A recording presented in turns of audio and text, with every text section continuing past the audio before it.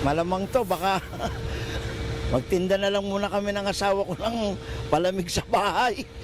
Hindi ko na nga po alam kung paano pong hanap buhay ang gagawin ko dahil ito na po ang kinagisnan kong hanap buhay.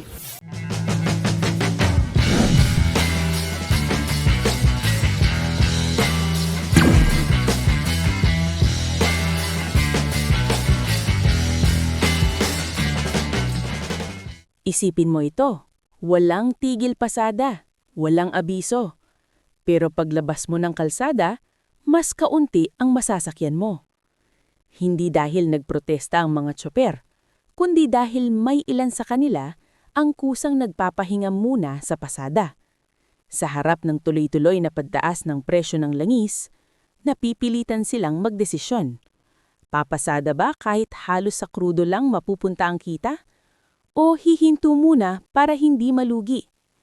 Sa ilang kaso, umaabot na sa daan-daang piso ang gasto sa gasolina sa isang araw, habang ang kita hindi na sapat para sa pang-araw-araw na pangangailangan.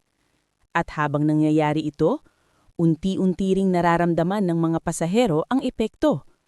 Mas mahaba ang pila, mas matagal ang hintayan, at mas mahirap ang biyahe. Panoorin ang video. May niluluto na namang panibagong tigil pasada sa mga susunod na araw ang grupong Piston. Pero may tigil pasada man o wala, maraming tsuper ang ayaw na talagang pumasada. Live mula sa Mandaluyong, nasa frontline ng balitang yan, si Rainiel Pawid. Rainiel, anong plano ng tsuper na hindi papasada? Paano na sila?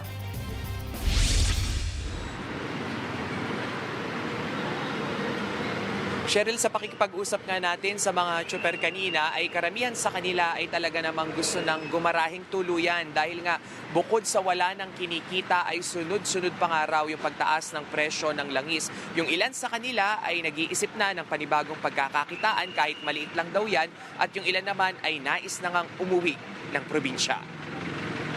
Kumbaga sa Tambucho, wala na raw maibubuga ang mga tsuper para kumita ng disente. Halos lahat sila tila gulong na walang hangin at hindi na makausad dahil sa taas ng presyo ng langis. Si Mang Arnold pumapasada na lang para makaipon ng 1,000 pisong puhunan sa maliit na negosyong naiisip.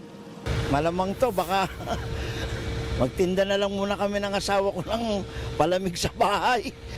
Hindi ko na nga po alam kung paano pong hanap buhay ang gagawin ko dahil ito na po ang kinagisnan kong hanap buhay. Nawalan na raw ng pag-asa si Mang Arnold na makakabangon pa mula sa nakakaiyak na presyo ng petrolyo. Bukas nga, nakaamba na naman ang panibagong oil price hike. Mataas na nga ang presyo na uubusan pa ng supply ng petrolyo gaya na lang dito sa gasolinahan na ito sa EDSA Guadalupe. Simula bukas, epektibo na ang halos 20 pesos na taas presyo sa petrolyo. Kaya posibleng pumalo na sa 170 pesos ang kada litro ng diesel. Ang grupong Piston naglabas ng computation. Sa 170 per liter daw na diesel, 25 pesos doon na pupunta sa VAT at excise tax. Kaya kung kumukonsumo sila ng 30 liters kada araw, 750 pesos ang napupunta sa buwis sa langis o katumbas ng 22,500 pesos kada buwan. Perang maiuuwi na sana nila sa kanilang mga pamilya kung tatanggalin ang excise tax. Pero tuloy pa rin ang kaltas ng buwis kaya ang mga tsuper parang mas mahirap pa raw sa daga. Uso na sa driver ngayon altanghap. Yung tawag namin altanghap, pinagsamang almusal, tanghali at hapunan. Isang kain na lang ang ginagawa ng isang pamilya sa isang araw, para maipisahan yung kumakalam na sikmura. Itong altanghap na ito ay dulot ito nung patuloy nga na pagtaas ng presyo ng petrolyo. Niluluto na rin ng Piston at iba pang transport group ang mga tigil pasada sa mga susunod na linggo. Pangangalampag daw ito sa gobyerno na aksyonan ang problema sa langis.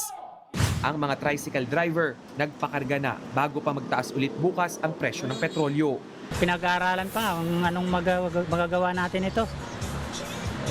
Sa panahon ngayon, mataas na rin bilihin. Kung hindi oras-ar, walang pasahero, lugi sa gas. Kasi paghatid ng pasahero, wala ka nang madadampot babalik. Ang isa namang commuters group na mahagi ng libreng tanghalian sa mga tsuper. Isang supot ng adobo at kanin ang kanilang ipinamahagi sa mga dumaraang tsuper. So yung mga maliliitang donasyon, 10 piso, 50 piso, hanggang sa mga malalaki, may nagdo-donate sa amin, 1,000. Yun yung inipon namin para makapaglunsad nitong kusina. Ang city government ng Maynila naglaan naman ng libreng sakay habang maraming jeep pa rin ang nakagarahe dahil sa taas ng presyo ng langis.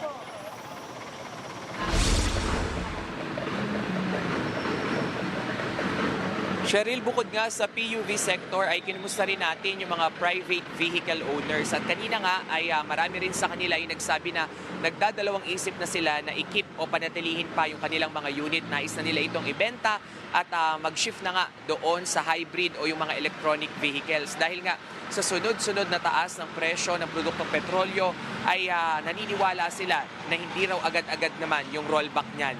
So sa ngayon ay pinag-iisipan nga nila ay maging praktikal sa mga susunod pang linggo dahil nakikita nila na magtutuloy-tuloy pa nga yung mga mega oil price hike. Cheryl. Riniel, kumusta na yung bigayan ng ayuda sa mga tsuper? Tapos na ba yun?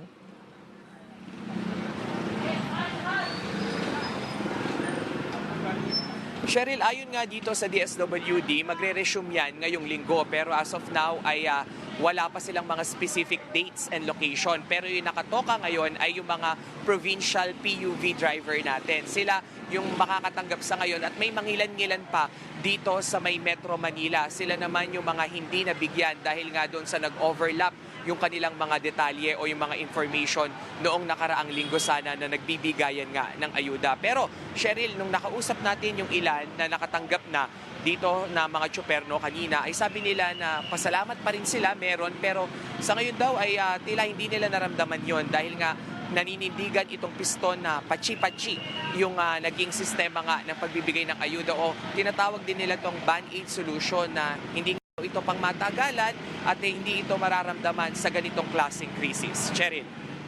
Riniel, maliban sa mga tsuper, may nakausap ka bang ilang operator dyan? Kasi, di ba, tiyak na apektado rin sila kapag tuluyan na ngang magdesisyon ang mga tsuper na wag nang bumiyahe.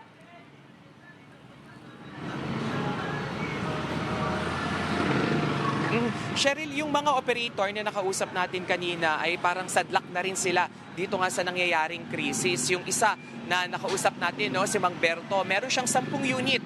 Pero sa ngayon ay 5 na lamang yung pinalalabas niya. Biyahe yan ng doon nga sa may ruta ngayon ng Maynila. Pero yung 5 na yon from 1,200 na daily sana na boundary sa kanya, tinapyas niya una ng 800 at nung sumunod nga na linggo ay tinapyasan niya pa ito ng 700. Pero nung ikatlong linggo na, nung 500, kahit 500 na lang yung nais niyang boundary ay hindi pa rin ito mapunan nung kanyang mga tsuper. So sa ngayon, isa na lang yung namamasada doon sa kanyang 10 unit at siya pa mismo yung naglalabas nga ng unit na yon.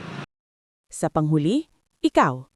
Kung ikaw ang nasa ganitong sitwasyon, papasada ka pa ba o hihinto muna?